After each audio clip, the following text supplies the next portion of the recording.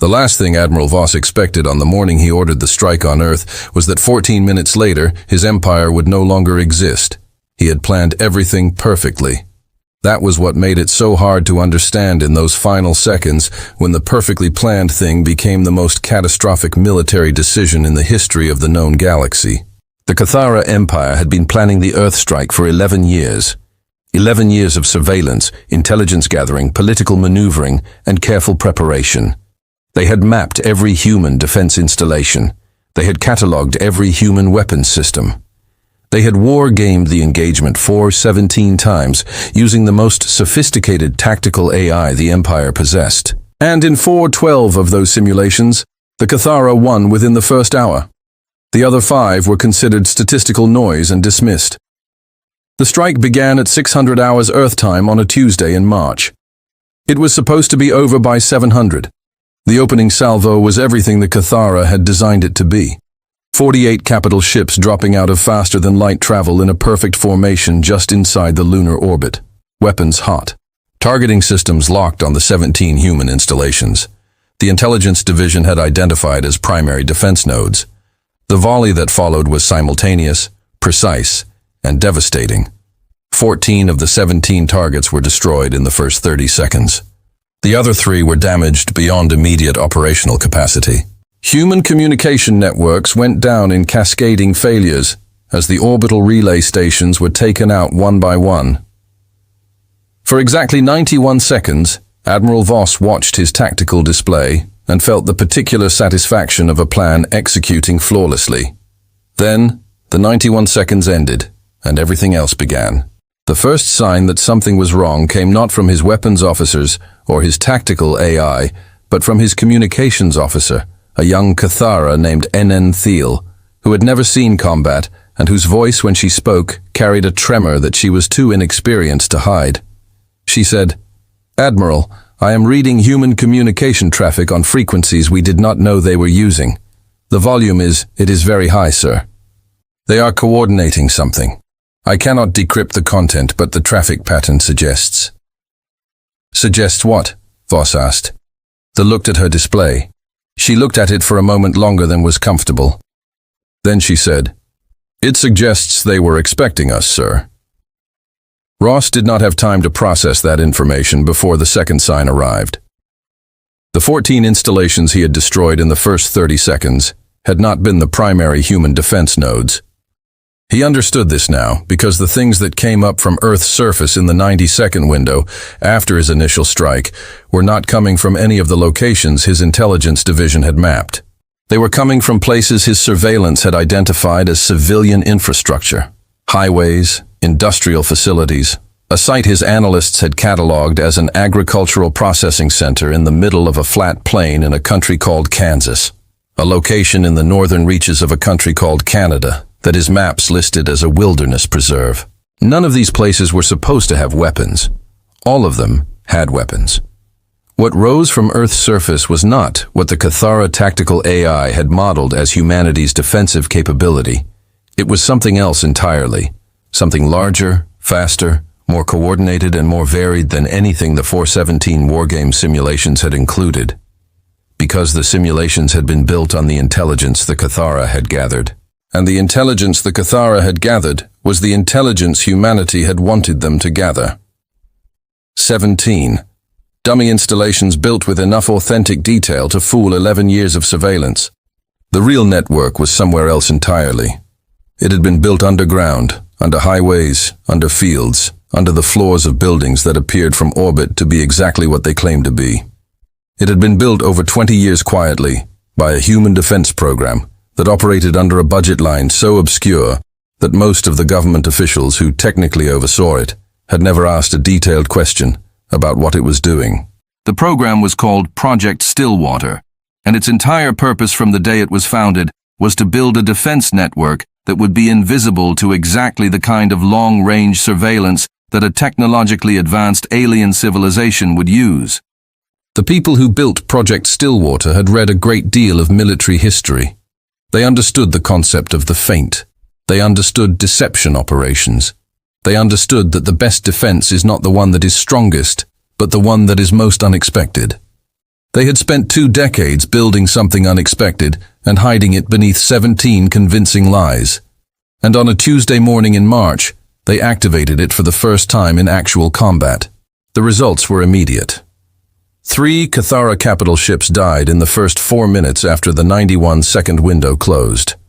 Not damaged, not disabled, gone. The human weapon systems coming up from those civilian infrastructure locations included things the Cathara had no record of: energy weapons operating on frequencies. Their shields had not been calibrated to deflect, kinetic delivery systems moving at velocities. Their point defense targeting could not track in time, and a class of autonomous combat unit that seemed to learn from each engagement in real time, adapting its attack vectors after every exchange in ways that made each successive pass more effective than the last. Admiral VS called for an immediate shield recalibration across the fleet. It took 4 minutes to execute. In those 4 minutes, 2 more capital ships were destroyed and a third lost its primary weapons array to a strike that hit the exact point where its shield geometry had a natural weak seam. A weak seam that the Cathara's own engineers knew about and had considered acceptable because it was tiny and required precise knowledge of the ship's shield configuration to exploit. The autonomous combat units had figured out the shield configuration in 3 passes. 3 passes. Voss stared at his tactical display and felt for the first time in his military career the specific cold sensation of not understanding what he was fighting. He had fought wars before. He had fought species that were brave, species that were numerous, species that had technologies the Cathara needed to study and counter. He had never fought a species that seemed to be simultaneously executing a plan it had made years in advance and adapting in real time to every single thing his fleet did. It was as if the humans had 2 different kinds of intelligence operating at once. A slow, patient, long-term strategic intelligence that had built this trap over 2 decades, and a fast, reactive, memento-moment tactical intelligence that was improvising brilliantly inside the trap they had set. Both at the same time, without apparent contradiction, he ordered a flanking maneuver.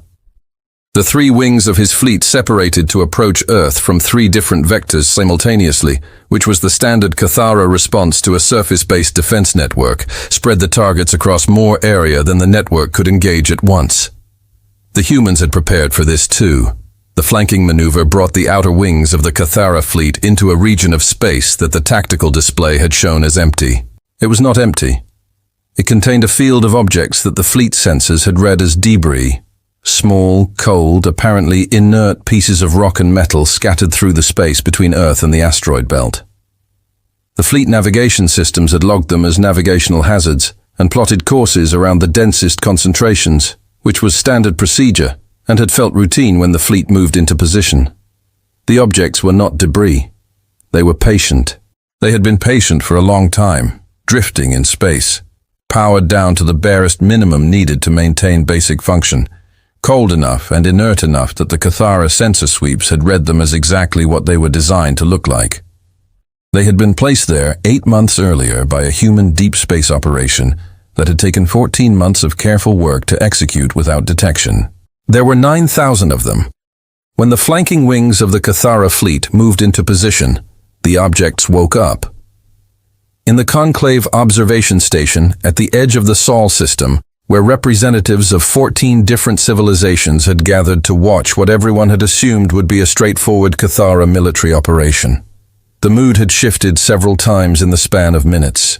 They had watched the initial strike with the detached interest of observers at an event whose outcome was not really in question. They had watched the 90-second window with the first stirrings of uncertainty. When the things rose from Earth's surface and the first Cathara capital ships began to die, the observation deck had gone very quiet. When the 9,000 objects woke up and the flanking wings of the Cathara fleet disappeared in a sequence of explosions that lit up the observation deck's displays like a sunrise, the pellucid ambassador made a sound that her species made involuntarily when confronted with something that fundamentally violated their expectations of how the world worked. The Tessari representative, who was older and had a longer memory, said nothing. He had read the history. He had read all the histories. He thought, watching the displays, that perhaps the others should have read them too. VS pulled the flanking wings back, or tried to. The wings that still existed pulled back. 12 ships did not respond to the recall order because 12 ships were no longer receiving orders from anyone.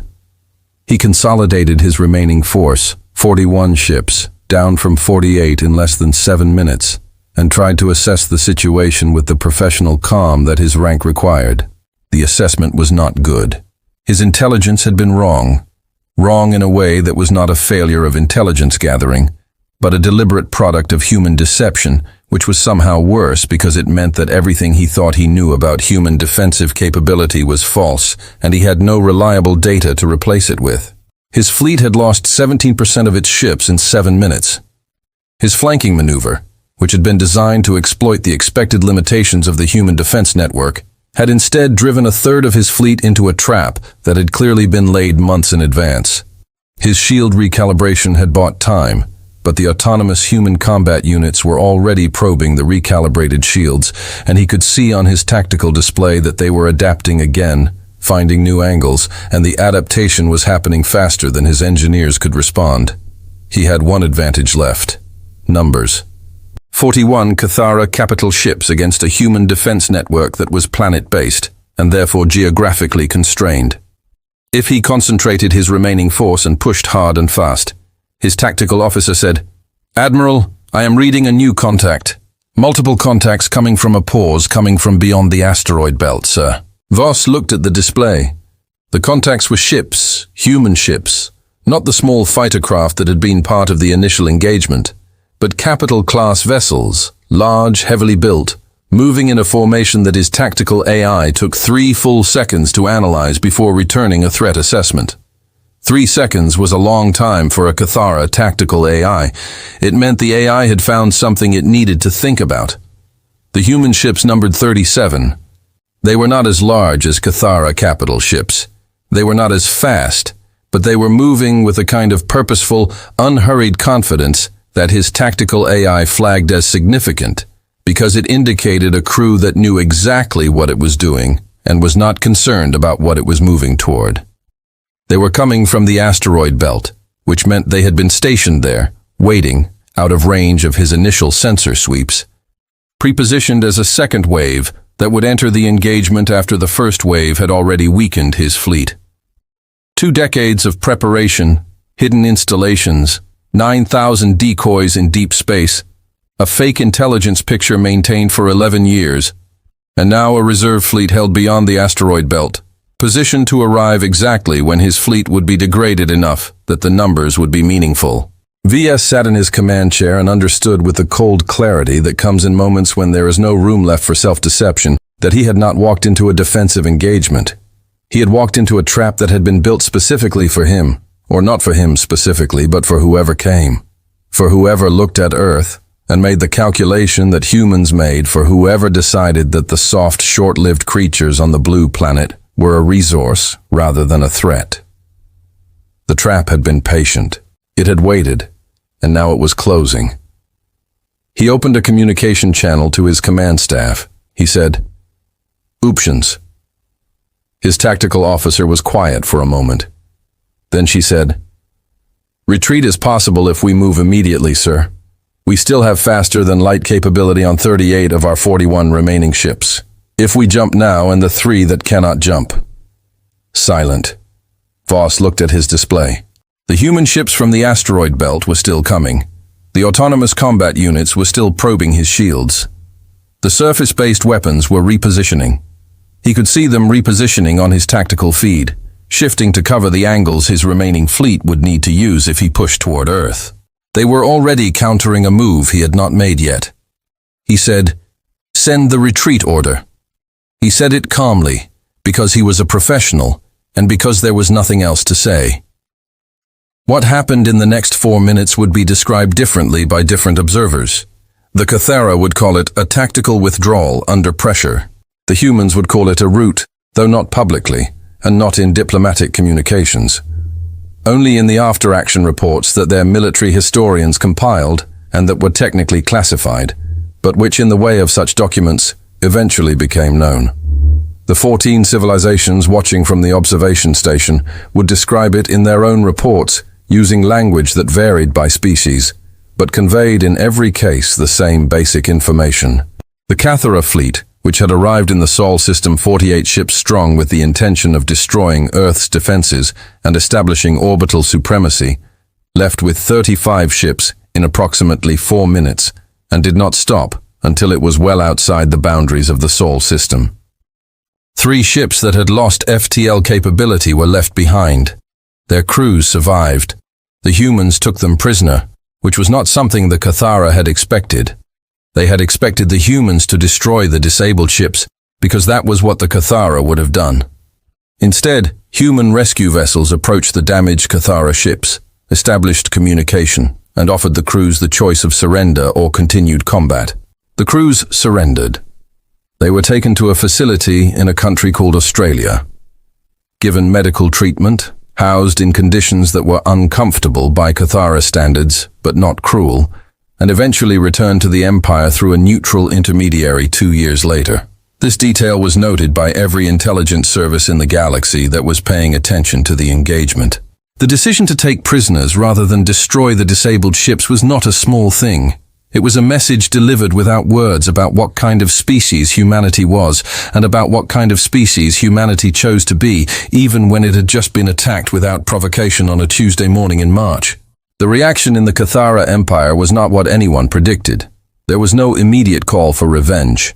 There was no political movement to build a larger fleet and return with more ships.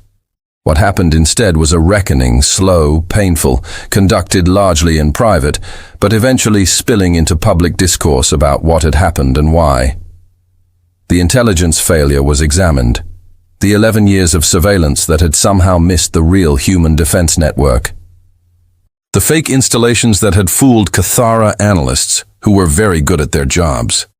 The 9,000 decoys in deep space that had looked like debris to sensors that were calibrated to find weapons and had not thought to look for things calibrated to look like non-weapons. The wargame simulations that had been run 417 times using false data and had produced confident predictions that bore no relationship to reality. But the deeper reckoning was not about intelligence or simulations. It was about the assumption underneath all of it, the assumption that had not been examined or questioned because it had felt so obviously true. The assumption that a species with humanity's level of technology and humanity's level of interstellar experience was not a serious military threat. The assumption that primitive meant weak. The assumption that young meant unprepared. A Cathara military historian named Scholar Orth published an analysis 18 months after the engagement that became the most widely read document in the Empire's academic history. It was not a long document. It was concise in the way that important truths are concise. Not because the subject was simple, but because the essential point did not require elaboration.